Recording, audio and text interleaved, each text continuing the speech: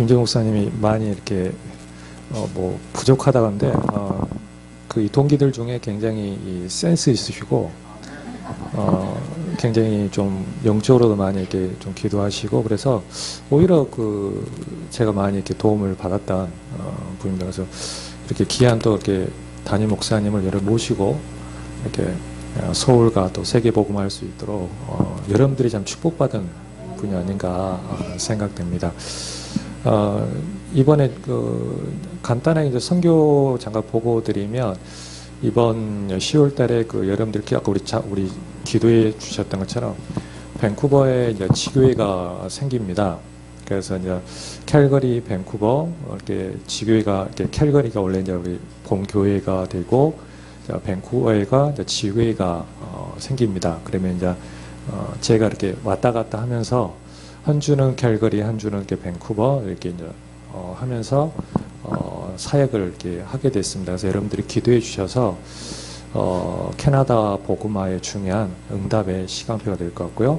그러니까 캘거리는 그때 한번 말씀드린 것지만 엘버타 주의 중요한 도시고요. 밴쿠버는 그 BC주의 굉장히 중요한 도시입니다.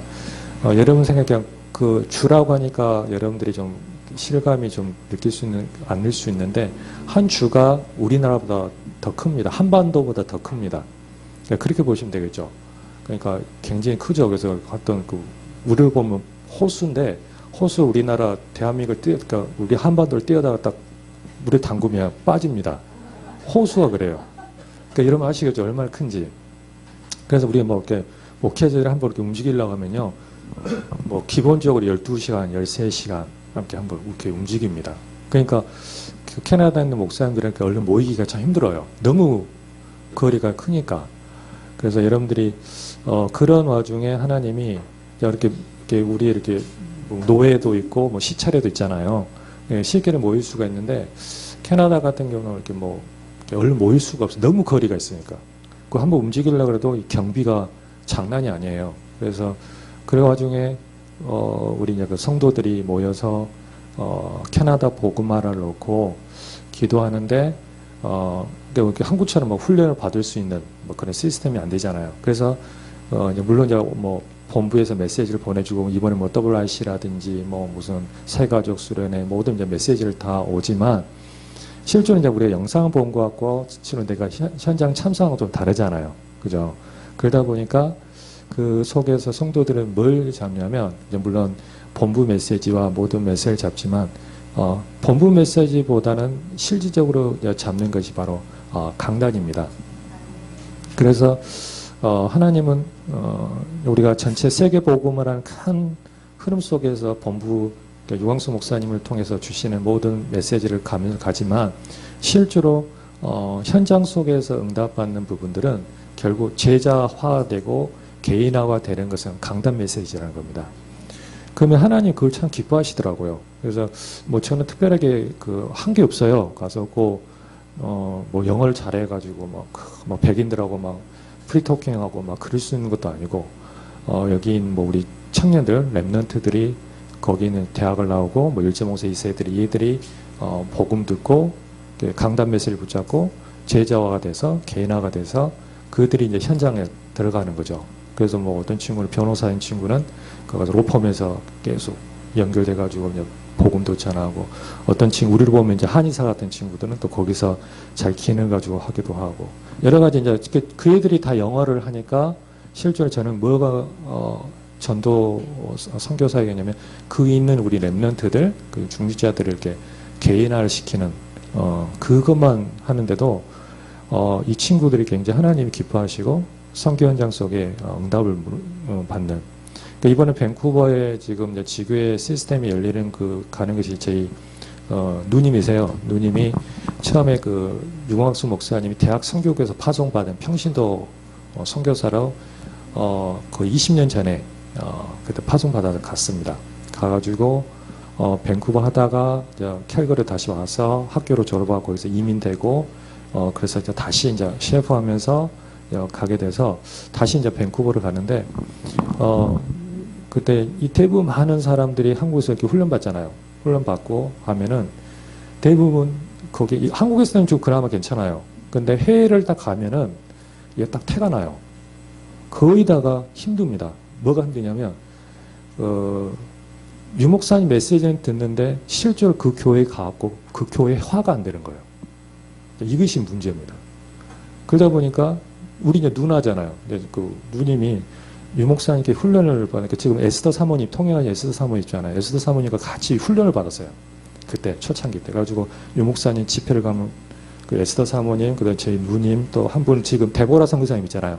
그 세 분을 항상 이렇게 하면서 집회하면 그 딱 끝나면 유목사님이 또 훈련시키고 막 그랬었거든요. 그래가지고 대학 성경 파송을 받았어요. 갔는데 제 누님이 가서 뭘 하냐면 거기 이제 갔는데 거기는 이제 교회 회화가 안 되는 거예요. 그러다 보니까 항상 늘 현장은 뭔가 될 것 같은데 안 돼요.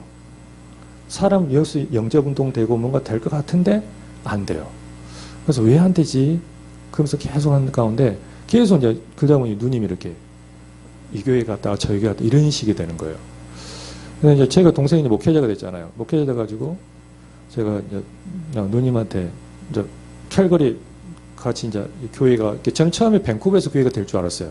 이제 신학교 우리 재강 목사님이랑 이제 나는 이제 밴쿠버 교회가 되겠다 하는데 보니까 이렇게 캘거리가 이제 돼버린 거예요. 근데 그것이 하나님 계획 속에서 이루어졌는데 그때 처음 나갈 때 유목사님이 그 이야기를 하니까 저 안고 이제 저희 누님 선교사님 같이 했는데 유목사님이 왜 밴쿠버 안 가고 캘거리를 하게 되냐. 그래서 이렇게 상황이 이렇게 됐는데 목사님이 있더니 좋다 그러더라고요. 그래서 이제 캘거리에서 교회가 세워졌는데 그게 뭐가 되냐면 가장 큰 것이 뭐예요. 저희 누님이 교회가 잘 안 되는 거예요. 가장 부딪히는 것이. 그래서 그걸 왜 그냥 유목사님 메시지를 많이 듣고 본부 메시지 훈련 막 듣는데 실제로 강단에서 나오는 메시지를 안 되는 거예요. 그러니까 뭐가 실제로 현장에 이것이 시스템 제자화가 되는 데서 굉장히 부딪히는 거예요. 반드시 같이 가야 되는데 본부 메시지 강단 같이 가야 되는데 그런 부분 부딪히는 거예요. 그래서 제가 누님한테 그래서 가장 중요한 것은 강단이다. 그래서 제가 물어봤어요. 선교사님, 누님은 누구 제자냐 그랬어요. 그 유광수 목사님 제자가 아니다. 육신적으로 난 동생이지만 김철환 목사 제자가 돼야 된다. 그래서 그것이 굉장히 중요합니다. 그래서 전도합소를 가면 그 이병물 목사님 물어봐요. 그 전도합소 딱 가잖아요. 그러면 당신은 제자가 누구 제자입니까? 물어봐요. 대빵 뭐 그리스도 제자, 뭐 유광수 목사님 제자. 그럴 땐 대판 깨집니다. 그건 아니거든요. 담임 목사님의 제자입니다. 이거 하나님이 굉장히 중요한 원리입니다. 그래서 이번에 그걸 저희 누님을 훈련시켜서 가서 이제 이렇게 밴쿠버로 가는데 그 저희 누님이 이렇게 가끔 이제 저희 그 선교사님한테 이제 해외 각 지역 대륙별로 유목사님이 기도하신 분들이 있어요. 혹시 메시지 때 가끔 들어보잖아요. 그 중에 하나가 이렇게 우리 선교사님이거든요. 그러면 유목사님 전화가 와, 직접 전화가 와요. 뭐 선영아 어떻게 하냐? 해요. 그러면 그때 저희 그 누님이 목사님 너무나 요새 강단 메시지 은혜 받고 있습니다. 딱 그러니까 유 목사님이 굉장히 웃으시면서 됐다 한 거예요. 그들은 전화를 안 와요. 유 목사님. 맨날 체크하세요. 메시지 은혜 받냐? 강단 메시지 잡았냐? 네. 뭐 이렇게 그 뭐냐 이렇게 각 대륙별로 그 랩런트들이 있거든요. 그 랩런트들이 막 뭐 강단 메시지 은혜 못 받고 뭐가 안 되고 하면 유 목사님 굉장히 힘들어하세요. 그래서 강단 메시지 잡아야 된다. 이렇게 해야 된다 하는 거거든요. 그런데 이제 저희 누님한테 하고 누님이 목사님 우리 김철원 목사님 통해서 강단을 통해서 냉답받습니다. 그랬더니 유 목사님이 너무나도 막 좋아하시면서 선녀가 됐다. 그 뒤로 이제 전화가 없어요. 여러분들 굉장히 중요합니다. 여러분들이 강단의 이 지역 보고마 세계 보고는 여러분 강단에서부터 시작됩니다. 여러분 생각할 때는 우리 재강 목사님 통해서 내가 그 말을 해라고 그렇게 쓸 수 있는데 절대 그게 아닙니다. 뭐냐면 제가 현장 속에서 어딜 가든 똑같이 느끼는 부분입니다. 이건 뭐냐면 이 사도 바울이 그 팀 구성 자체가 그 비밀이 들어있습니다. 여러분들 그 축복을 누리셔야 되는데 그러면 오늘 이 시간에 왜 제가 칠판을 하라냐면 지금 그림을 그려야 돼서 칠판 준비하라 했습니다. 길게 안 하고 여러분 딱 중요한 건 좀 잡으시면 돼요. 지금 여러분들 전체 본부 메시지 모든 것들 단어가 키워드가 뭡니까? 유 목사님을 통해서 나오는 메시지 키워드가 뭡니까? 치유죠. 치유인데 치유하기 위해서 뭘 해야 된다고 그래요?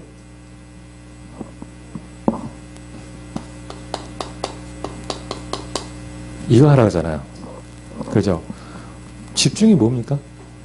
제가 물어봐요. 여기 우리 집중이 뭘 집중하는 건데? 그러니까 그리스도께 집중하고 말씀에 집중하고. 근데 그게 됩니까? 물어봐요. 근데 진짜 집중의 의미는요. 영어로 적습니다. 영어로 concentrate가 집중하다는 뜻이에요.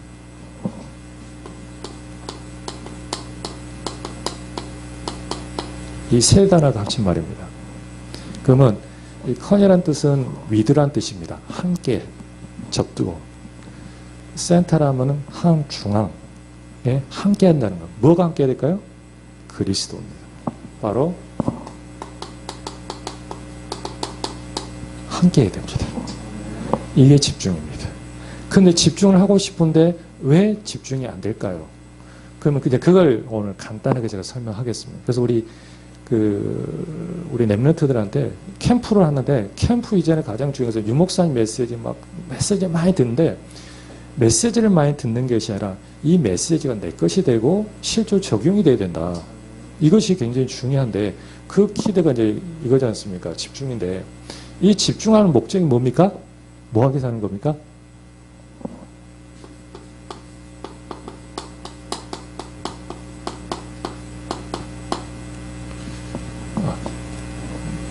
체인지입니다. 바꾸자는 거잖아요. 그죠? 바꾸면요, 이게 됩니다. 뭐가 될까요? 기회가 됩니다. 여러분들 진짜 내가 바꿀 때 그 기회가 됩니다. 뭘 바꿔야 될까요? 나의 영적인 상태를 바꾸면 모든 것이 기회가 됩니다. 이 축복을 지금 위해서 유 목사님을 통해서 전 세계 모든 랩런트들이 붙잡고 특히 강단을 통해서 여러분들 이걸 잡으셔야 됩니다. 자, 그러면 첫 번째입니다. 한번 물어볼게요. 제가 오전에 우리 김정희 목사님 교회에서 잠깐 설교가 왔는데 여러분들 생각할 때 이게 뭐라고 생각하십니까? 믿음 하면 뭐라고 생각하세요? 그 믿음 하면요, 우리가 믿음이 좋습니다. 저 사람 믿음이 너무 좋은 것 같아요. 그 믿음의 기준이 뭐냐면 예배 잘 드리고 캠프 잘 나오고 교회 봉사 열심히 하고 그러면 저 사람 믿음이 좋은 것 같아요. 그건 믿음이 아니고요, 체질입니다. 성격도랍니다. 그러니까 뭐예요? 나중에 그런 사람들이요, 김정영 목사님이 실수했다. 그 뭐예요? 그 믿음도 안 나와. 자기 성격도로 나오지. 목사님이 왜 저렇게 했어? 목사님 왜 저런 말을 했어? 이게 나오는 거예요. 그것은 믿음이 아니라 굉장히 중요히 영적으로 실패하는 겁니다. 우리 청년들이, 이 젊은 청년들이요, 그래서 믿음이라는 걸 올바르게 정리하면요, 굉장히 중요합니다. 왜 그러냐면, 이 믿음은요, 우리 안에서요, 고린도서 5장 17절에 새롭게 나를 재창조하는 그 비밀이 믿음입니다. 그러면 믿음은 뭐냐? 바로 예수 그리스도입니다. 믿음은 예수 그리스도예요. 그래서 뭐냐면 갈라디아 3장에 믿음이 오기까지 그래요. 그잖아요. 예수 그리스도 오기 그렇게 해야 돼요. 믿음이 오기까지. 왜 그렇습니까? 세 가지를 해결하기 위해서 그렇습니다. 여러분 인정하든 안 하든 이건 하셔야 돼요. 제가 우리 캐나다에서 지금 현장 사역을 하고 지금 랩런트를 중심으로 계속 준비하고 있는 뭐냐면 아까 말씀한 치유를 놓고 지금 하고 있습니다. 치유를 하는데 여러분 생각할 때 지금 치유를 여러분 어떻게 기도하십니까? 이번에 좀 제가 이렇게 잠깐 들어오게 계기가 우리 가정적인 문제가 있어서 잠깐 좀 사회가 다 중요한 게 있어서 좀 들어가게 됐어요. 성교 랩런트 회도 있었지만 근데 저희 집을 딱 보니까요.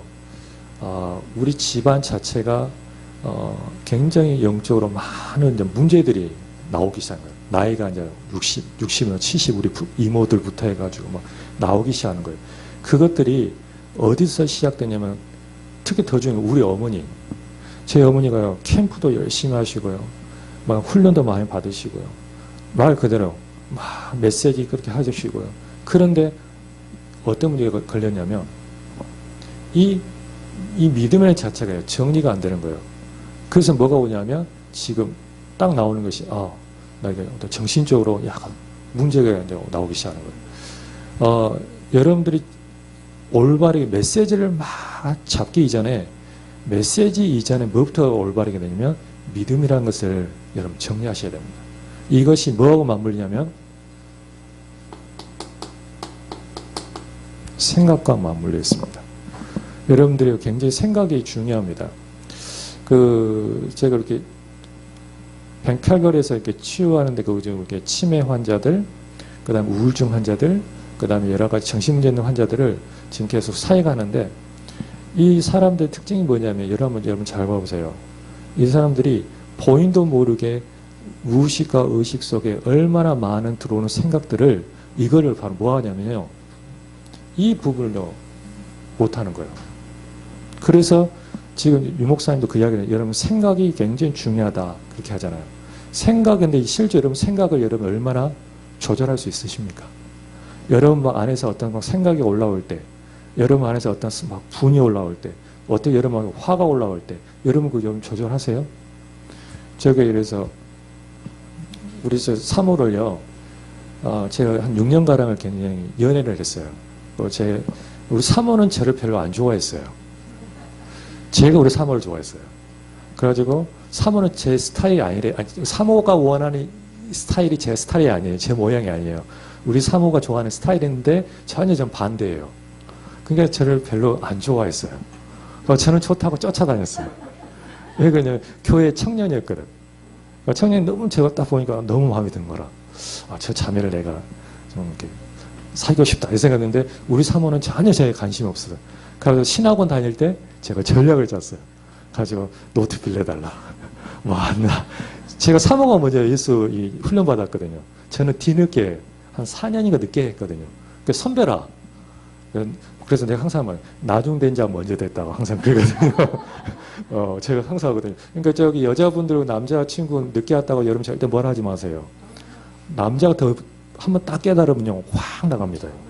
그러니까요 여자분들이 내가 먼저 신학원 다니고 성교설 다니고 내가 여러분 나중에 남자가 더 빠를 수가 있어요.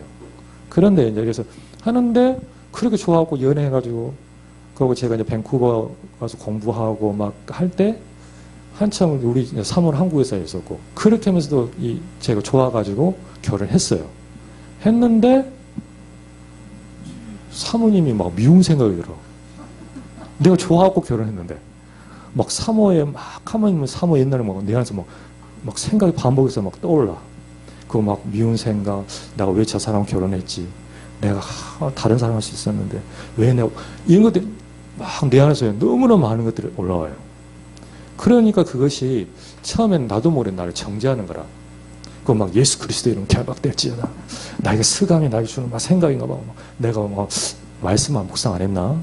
내가 기도를 안 했나? 내가 예배를 자꾸 졸았나? 막 이런 생각을 가지고 풀어나가죠. 여러분은 혹시 안 그러세요? 저는 그러던데. 여러분 전혀 그런 거 없는 것처럼 표정 짓고 있는데 저는 그러더라고요. 그러다 보니까 뭐가 되면 생각 속에 진짜 중요한 영적 복음을 못 누린 거라. 그러니까 뭐가 되냐면 항상 나이가 오는 것이 염려, 근심, 걱정, 불안, 두려움 이것이 계속 말씀만 붙잡고 하는데 끊임없이 이것이 막 내 안에 나오는 거야. 여러분들 안에 진짜 여러분들 이거 없으세요? 막 자녀에 대한 걱정, 미래에 대한 걱정, 아니면 사업에 대한 걱정, 우리 막 이런 데죠. 분명히 막 기도를 막 해. 그런데요, 이것이 여러분 진짜 한다면 여러분 이걸 어떻게 보시겠습니까? 제 아시는 장로님이 지금 화성에서 부동산을 하세요. 근데 이 장로님이 땅을 이렇게 이제 팔고 하는 이걸 하는데 이 장로님이 한 번은 이제 그때 안수 집사님이었어요. 제가 전도사님을 그런데 새벽기도 끝나왔다 내가 그러는데 전도사님 고민이 있다는 거예요. 무슨 고민이 있습니까? 아니요. 오늘 중요한 계약건이 있는데 이거 한번 하면 자기는 떨어지는 게 3억이 떨어진대요. 한번 딱 쌓여서 딱 하니까 그런데 목사님, 전도사님 불안한 게 뭐냐? 꼭 새벽 기도 가가지고 오늘 하나님 계약 잘게 해주세요. 그러면요, 그 계약이 없어져본대. 그러니까 이제 이 장로님은, 안수집사님은 이거 새벽 기도 해야 되냐, 말아야 되냐, 이 생각에 갈등이 생기는 거예요. 그러니까 오늘 중요한 딱 계약 이게 있는데 3억이, 지금 말고 여러분 3억이면 생각해보세요. 3억이다니까요. 3천만 원도 아니고, 300만 원도 아니고, 3억. 그러니까 이 안수집사님 막 긴장하는, 전도자는 어떻게 해야 될까요? 그러니까 저는 이제 그때부터 뭐, 그러니까 집사님 괜찮습니다. 그래서 근데 아이나 다를까? 그 계약이 파괴되는 거예요. 그러니까 이제 그때부터 장로님이 그냥 한두 번이 아니라 할 때는, 근데 더 웃긴 거, 내일 딱 중요한 계약인데 오늘 새벽 기도 안 갔어요. 그 계약이 될까 안 될까요? 되는 거라. 그러고 이제 이 장로님이 굉장히 고민하는 거예요. 새벽 기도 해야 되냐 말아야 되냐 이거예요. 그러니까 이거 저한테 이제, 근데 담임 목사한테 이야기 못 해. 전도사님 이거 어떻게 해야 되니까. 이것이요. 여러분, 이게 그냥 그 장로님 이야기가죠. 여러분들 진짜 많은 생각 속에 이것이 영에 들어옵니다, 이것이. 그럼 여러분들이 이걸 어떻게 해결하냐는 거예요. 이것을 하는 것이 바로 말씀을 가지고 어떻게 하냐는 거예요. 자, 두 번째입니다. 이 생각이 여러분 어떻게 잡을까요? 여러분들이 인정하든 안 하든 간에요. 베드로전서 5장 7절 8절에 보면요. 이 우는 사자가요. 두루 다니며 가요. 그러면 여기서 여러분 우리 김재영 목사님이 이렇게 있어요. 있으면 두루 다닌단 말은 영적으로 스피널 도시 계속 돌아요. 이렇게 삐삐 돌아요. 그런데 이 도는 것이 여러분 생각해보세요. 눈에 안 보이니까 뭐 무슨 흑암이 있어 뭐 이렇게 할 수 있잖아요. 근데 성경에는 반드시 있다고 해요. 근데 이 도는 것이 한 마리 계속 뱀, 실뱀으로 표현돼요. 근데 그게 한 마리만 있는 게 아니라 기본이 3,000마리라. 3,000마리가 스피널 도시 계속 돌아요. 그럼 여기다가 해서 염려라는 거, 집착, 중독, 뭐 여러 가지 상처, 이걸 갖고 담당하는 이 존재들이 계속 생각 속에 하는 거예요. 그런데 여러분, 제가 이걸 왜 확인하면 제가 현장에서 확인했어요. 제가 가기 전에 전도사 때 무속 사역을 거의 8년 했어요. 무속 행전을 계속 들어간 거예요. 근데 칠하다 보니까 이 무속이 귀신 들린 하는 사람이 친하다 보니까 저한테 이야기하는 거예요. 전도사님 혹시 아냐는 거예요. 뭘요? 그랬더니 저 교회 다니는 사람이 모르는 것 같다고. 뭘 몰라요? 그랬더니 자기는 보인다는 거예요.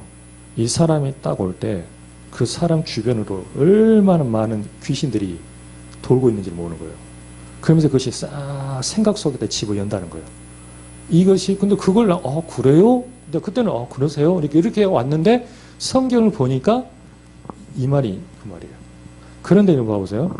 내가 우리 김재영 목사님에서 어떤 염려를 이걸 딱 생각을 던져요. 그래서 뭐라 그래요?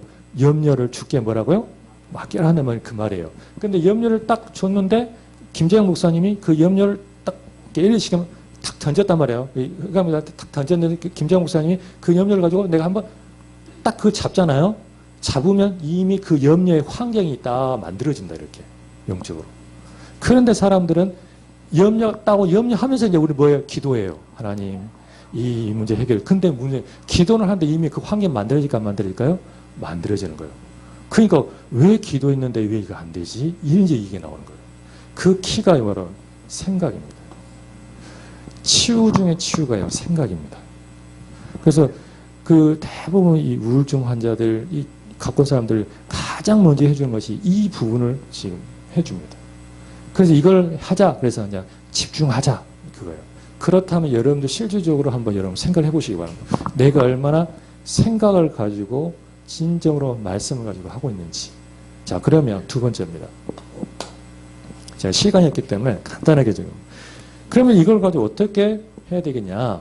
진정한 이 치유는 뭘 가냐면 결국 말씀입니다.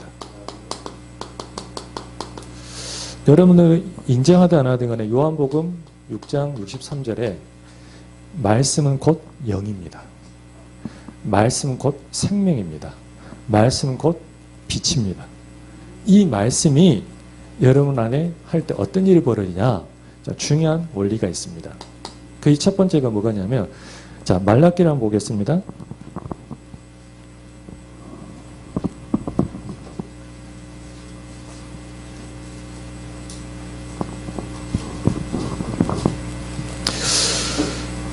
말라기 3장 8절입니다.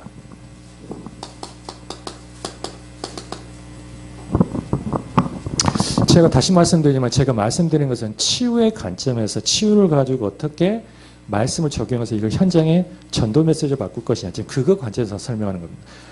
우리 김재환 목사님 또 이런 뭐 복음이 뭐다 이건 다 들으시기 때문에 저는 그걸 빼버리고 지금 어떻게 하면 집중 시대에 치유란 전체 메시지 속에서 이걸 내가 가지고 어떻게 하면 실제로 나에게 적용해서 실제로 현장을 살 것이냐 그 포커스를 두고 이야기하는 겁니다. 그래서 여러분들 그 관점을 들으시면 돼요. 그럼 말라기 3장 8절에 여러분 같이 한번 읽겠습니다. 사람이 어찌 하나님 것을 도둑질하겠느냐 그러나 너희는 나의 것을 도둑질하고도 말하기를 우리가 어떻게 주의 것을 도둑질하나이까 하는도다 이는 곧 11조와 봉헌물이다. 여러분 잘 아시죠? 11조. 여러분 대부분 좀 교회 오래 다니시는 분들은 뭐예요? 11조 뭐 어떤 메시지 들었어요? 주님의 것이거든요. 도둑질하지 마라. 그래서 11조를 잘 내라. 그거잖아요. 이건 알아요. 그러면 이때 11조는 바로 6의 11조입니다. 내가 돈을 벌면 10분의 1은 반드시 들이셔야 돼요. 이것은 하나님 거기 때문에. 그래서 우리 제적의 모든 성도들은요. 여러분 어떤 때로 진짜 들이셔야 돼요. 제가 우리 교회 랩런트들한테 이야기해요. 한물며 제 꼬맹이한테 그래요. 네 엄마 용돈 받지? 이러면 받는다. 그러면 내가 그래서 1,000원 받는다. 100원 띠. 그래요. 진짜 그래요. 왜 그러냐면 이 아이들한테 응답받게 해주는 거예요. 근데요. 이걸 하는 친구들은요. 응답받아요. 진짜입니다. 이거 목사님이 뭐 헌금 뜯어내려는 것도 그렇게 보시면 안 돼요. 진짜입니다. 저는 가장 싫었던 것이 교회에서 목사님 헌금 이야기한 거. 제가 청년 때부터 우리 목사님 또 헌금 이야기한다고. 저는 싫었거든요. 진짜 저는 귀 닫았어요. 이렇게. 그러니까 저는 항상 힘들었어요. 그런데 어느 날 바꿨어요. 이 헌금이 너무 중요하다. 그런데 예수님 제가 하고 싶은 얘는 이 11조가 더 중요한 게 있어요. 봉헌물이라고 했잖아요. 그죠? 11조하고 봉헌물이. 여러분 봉헌물이 뭘 것 같습니까? 그냥 뭐 이렇게 드린 것 같습니까? 이 봉헌물은 바로 영의 11조입니다.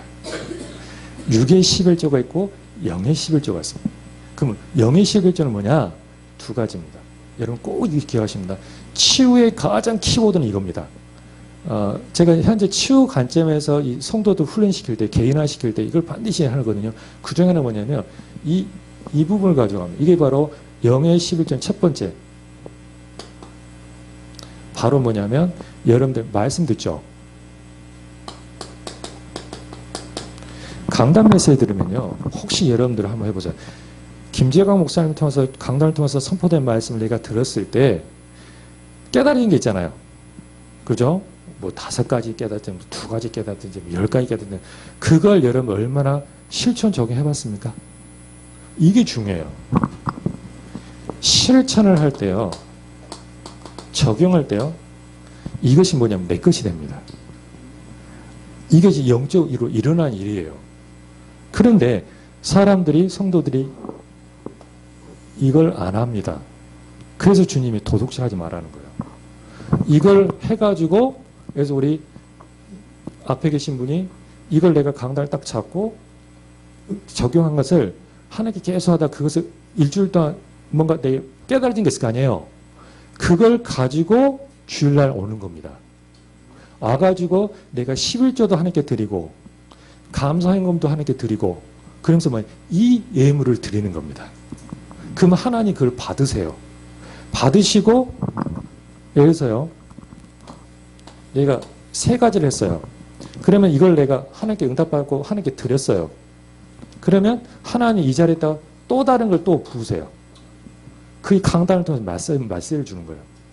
그러면 그걸 또 잡아요. 그러면 만약에 우리 장로님이라고 주사님들이 내가 2가지를 했다? 그럼 하나님 어떻게 될까요? 2가지를 주시는 거예요. 그러니까 뭐냐면 맨날 예배드릴 때마다 매주마다 예배드릴 때 나에게 새롭게 내가 바뀌는 거예요.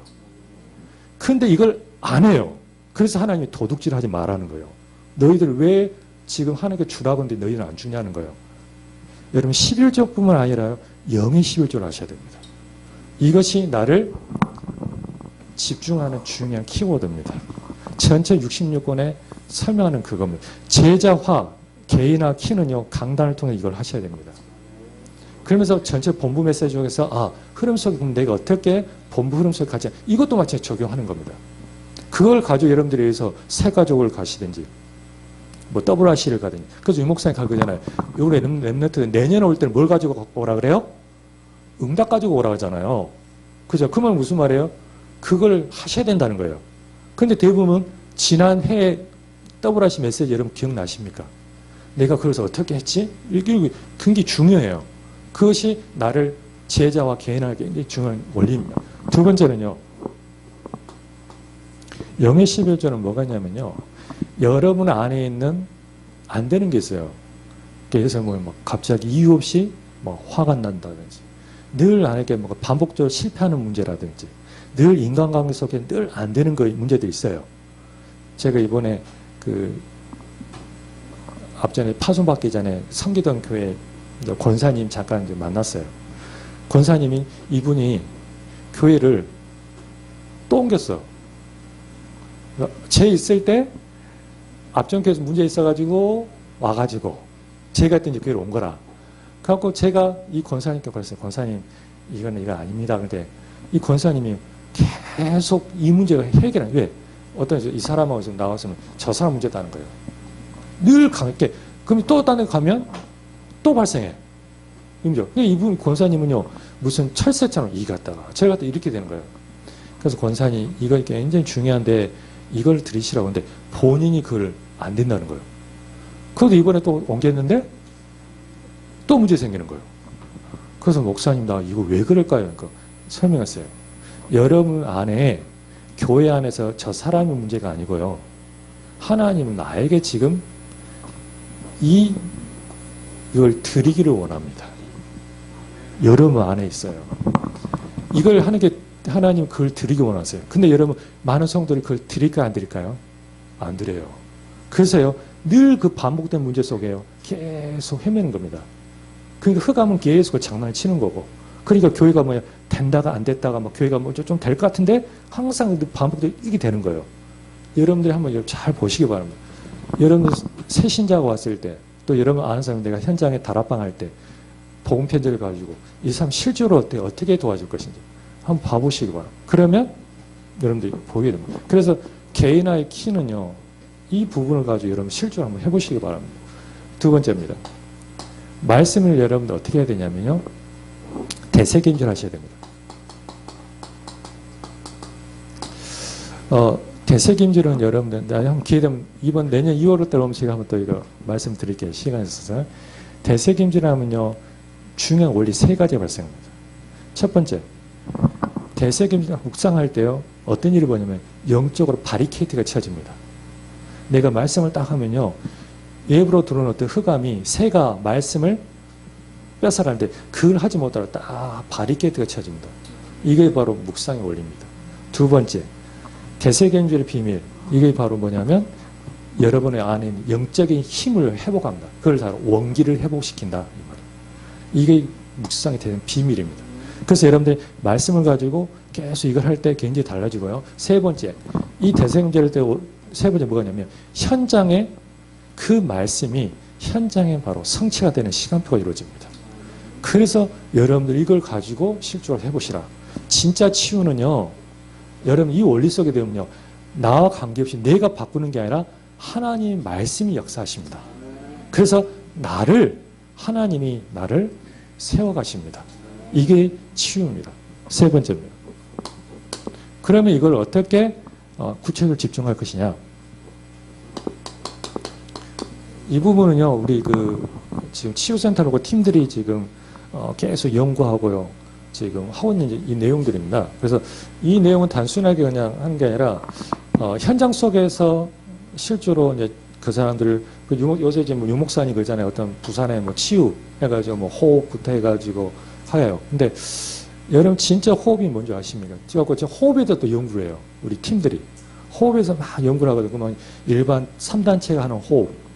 그 다음에 기존에 어떤 사람은 호흡, 하물며 유광수 목사님 말하는 호흡, 막 이제 호흡을 막 하고, 직접 그 저녁 같은 경우는 호흡을 20살 때 호흡을 했었습니다. 제가 몸이 안 좋아가지고 제 아시는 장로님이 저기 철현이는 호흡을 해야 된다는 거예요. 그래서 예? 그러고 호흡을 해라는 거예요. 그럼 그때는 제가 호흡을 했어요. 그래서 우리 김정일 목사님이 굉장히 몸이 느슨해졌다는데 딴 게 아니고 저는 호흡을 가지고 계속 이걸 조절을 합니다. 그런데 호흡은요, 진짜 중요한 호흡은요,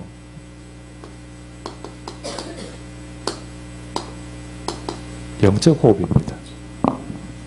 우리가 여러분 아십니까? 호흡도 11조입니다. 많은 사람들이 호흡을요, 그냥 했다가 뱉고만 해요. 근데요, 성경에는요, 여러분 호흡을 딱 들이마시잖아요. 그럼 호흡을 이걸 내가 내 안에서 돌고 다시 우리가 뱉잖아요. 뱉을 때 누구한테 줘요? 하나님께 드리셔야 돼요. 왜? 생명은 누구부터 왔어요? 하나님 들어왔어요. 그러니까 여러분 호흡도 그냥 하면 안 돼요.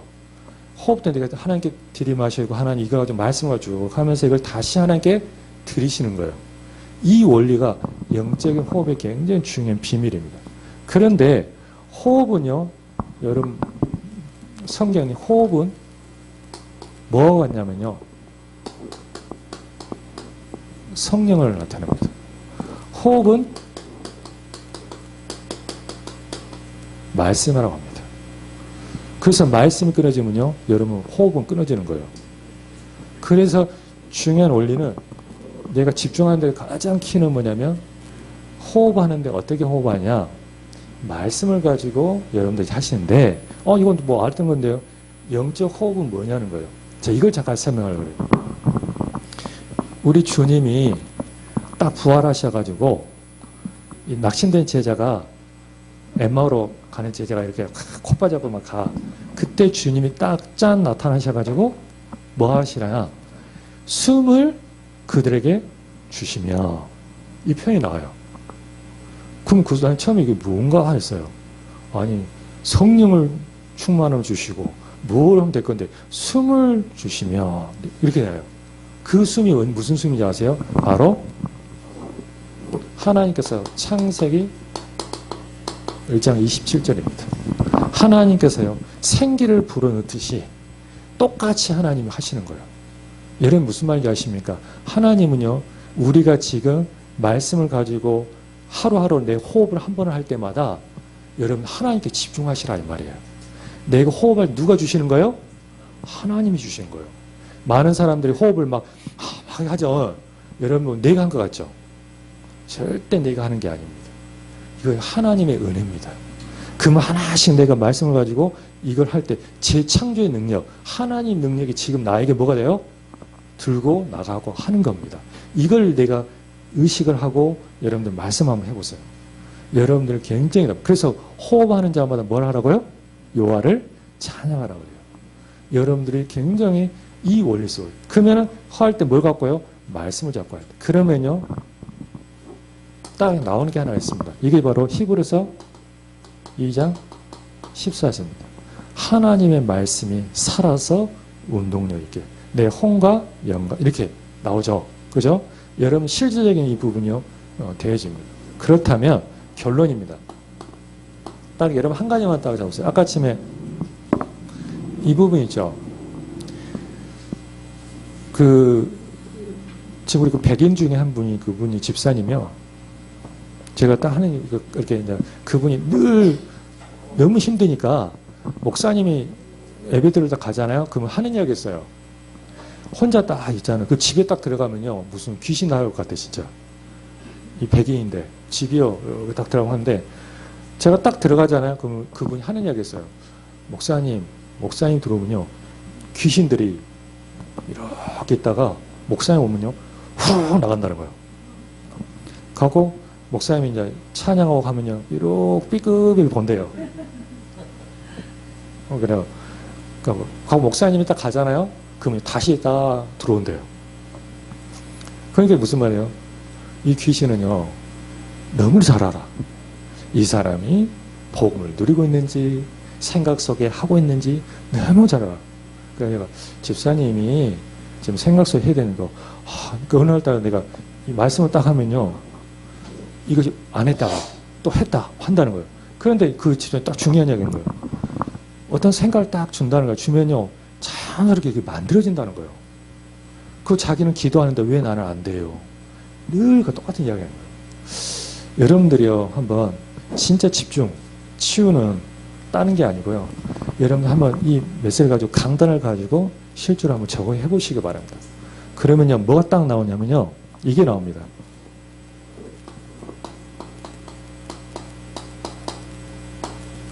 아브라함이 나옵니다. 아브라함은요, 열방의 양육자라는 뜻입니다. 열방의 양육자. 그럼 열방이 뭘까요? 양육하기를 원하세요. 여러분들 한 양육하기 원하시거든요. 여러분들이 실질적으로요, 한번 제가 물어볼게요. 여러분 잘 창세기 37장 여호와께서, 39장 여호와께서 요셉과 함께했다. 이거 잘 아시죠? 예. 여러분 혹시 질문 안 해봤어요? 요셉은 어떻게 했는데 여호와께서 함께 하셨을까? 혹시 질문 안 해봤어요? 우리 장로님들 한번 물어볼게요. 제가 물어봐요. 우리 장로님 물어봐. 전 미션을 훈련시킬 때 물어보거든요. 저는 약간 바로 이야기합니다. 장로님, 그렇게 메시지 들었잖아요. 들었다고. 우리 그 교회 장로님은요, 그 남편분이 하나그룹에 아주 그래갖고 굉장히 잘 나가는 분이었어요. 그러니까 이분이 돈도 많지, 한국에서 훈련 그렇게 받지. 말 그대로 막 한 메시지 하세요. 우리 장로님이. 여자 장로님인데. 그래서 제가 우리 랩런트들한테 또 권사님이 있어요. 이 권사님 남편이 치과에 살아. 한국에서. 그러니까요, 얼마나 딱 쉽게 또 훈련을 받았어요. 그러니까 이분들한테 어지간 메시지 해갖고요, 목사님들이 살아남지를 못해요. 죽거나. 그런데 제가 우리 랩런트한테. 근데 이분들이 김찬호 목사 앞에서는요, 찍소리 못하거든. 그래서 제가 물어봐요. 야, 랩런트들 왜 이분들이 그럴 거 하냐? 그러니까 글쎄요, 그런 딴 게 아니다. 진짜 이분들이 메시지는 들었지만 적용을 못한다. 흐름을 안 된다. 그래서 물어봐요. 하고 제가 장로님 딱 해가지고, 장로님 여호와께서 함께 하셨다는데, 장로님은 그러면 그 요셉 하나님은 함께 계시고 장로님하고 안 계시면 메시지가 틀린다. 이거 그럼 성경이 틀리잖아요. 그럼 이거 어떻게 생각하십니까? 물어봐요. 장로님이 가만히 생각하는 거예요. 메시지 그렇게 들었단 말이에요. 그러면 요셉 랩런트 7명이니까 이렇게 하니까 성경은 그것이 답이 아닌데요. 그래서 하고 제가 근거를 딱 제시해요. 여러분 한번 물어볼게요. 요셉과 함께 했는데 어떻게 생각했을까요? 우리 장로님들 네? 메시지만 들었잖아요. 훈련도 아마 분명히 갔을 때는 최소한 70명 받았을 것이고, 전도 성경 훈련을 다 했을 것이고, 하셨을 것 같아요. 물어볼게요. 뭐 했을 것 같아요? 진짜 중요해요. 메시지만 막 하시면 안 돼요. 적용 실천하셔야 돼요. 그게 두 가지입니다. 첫 번째, 요셉의 그 아버지 야곱이에요. 그죠? 야곱의 아버지 누구입니까? 이삭이에요. 이삭의 아버지 누구입니까? 아브라함이에요.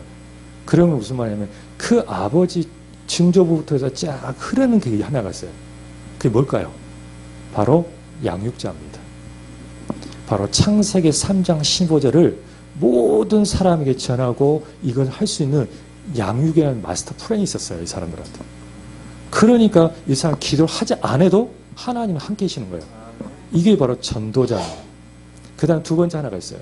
그게 바로 뭐냐면 그 엄마 라헬입니다. 여러분 라헬은 아시죠?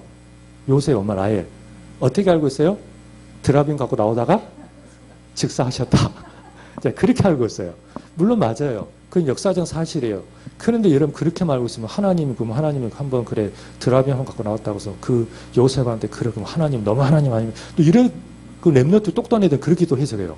하나님 너무 하시지 않아? 그거 한번 했다고 얘가 그 요셉 베냐민 놓다가 놓으면 얼마나 요셉 상처가 될 건데 하나님은 이렇게 하니까 하나님이 또 이런 식으로 가요. 절대 그게 아니에요.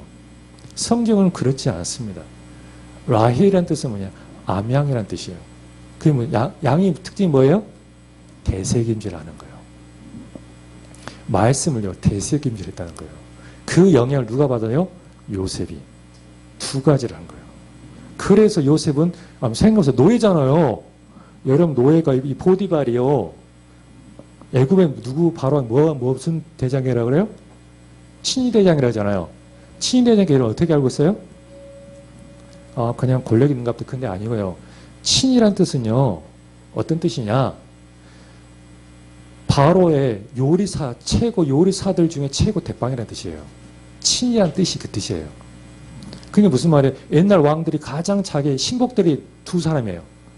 누굴까요? 경호실장, 그러면 지금. 그 한 누굴까요? 요리사예요. 왜? 독 타고 죽여버리니까 가장 자기가 믿을 수 있는 사람 신복 두 가지 딱 써요. 그 중에 하나가 경호실장, 그 다음에 요리사의 그거 하나예요. 그러니까 이 사람들 얼마나 권세가 대단하겠습니까? 그 왕이 자기 신임하는데, 신복인데. 그러니까 이 보디발이 얼마나 권세 누렸냐면 자기 집안에 감옥이 있었다니까요. 그게 그 말이에요, 지금. 그러니까 어느 정도 이 보디발이 목사님 제가 이 주석을 연구해 보니까 이 요새 그 보디발 밑에 이 일하는 이 노예가 거의 3,4천 명이래요. 그리고 더 중요한 거, 이 노예가 도망가는 노예를 잡으러 다니는 노예가 있어요. 거의 한 5천 명이에요. 그러면 그걸 총괄하는 사람 누구예요? 요셉이란 말이에요. 그게 단순한 게 아니에요. 그런데 이 요셉이 그 속에 있는데 요셉이 처음에 갈 때 총무가 아니잖아요. 노예로 갔으니까. 그냥 좀 일하다가 스탑. 나 정시기도 시간. 나 기도해야 됩니다.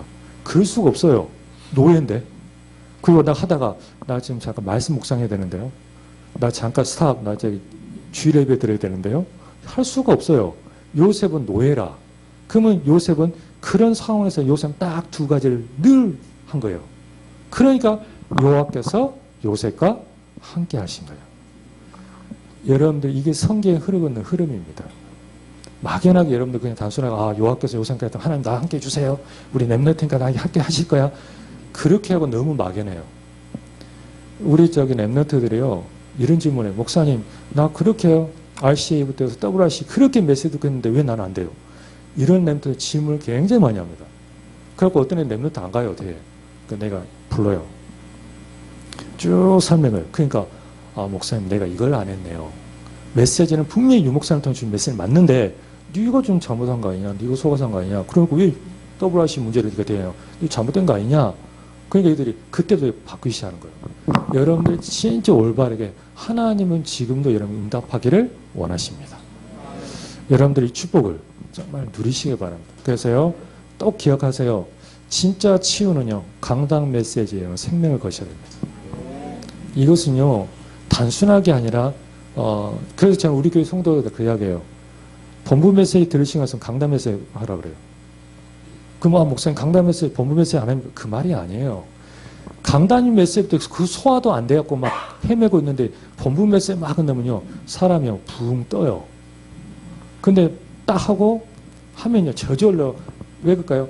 강단 메시지에서 뭐가 나올까요? 본부의 흐름이 다 나와요. 그래서 여러분들 우리 목사님을요, 훈련받을 때 계속 가게 하시고요, 모든 걸 다 하겠어요. 왜 그러냐면 결국 강단에서 모든 흐름이 나오게 돼 있어요. 그러니까요, 내가 굳이 네가 시간이 없으면 강단 메시지만 잡아라. 그러면 그 본부 메시지 흐름 다 들어있다. 그러고 너무 시간이 많이 나가지고 그냥 응답은 너무 받아갖고 목사 할 일 없어요. 그때 강단 메시지, 본부 메시지 들어라 그래. 여러분들 진짜 강단 메시지만 소화시켜도요, 다 됩니다.